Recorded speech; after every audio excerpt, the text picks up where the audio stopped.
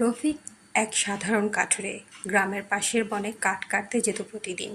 কিন্তু সবাই তাকে নিষেধ করত, সন্ধ্যার পর ওখানে যেও না, কারণ ওখানে এক নারী আত্মহত্যা করেছিল তার শিশুকে হারিয়ে।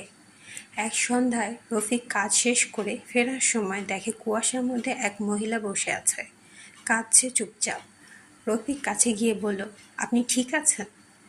মহিলা ধীরে মুখ তুলল, চোখ নেই, শুধু কালো গহ্বর।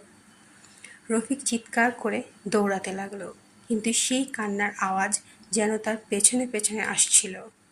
পরের দিন সকালে লোকেরা রফিককে খুঁজে পেল বনের ধারে। মুখে ভয় জমে আছে, কিন্তু সে নড়ছে না।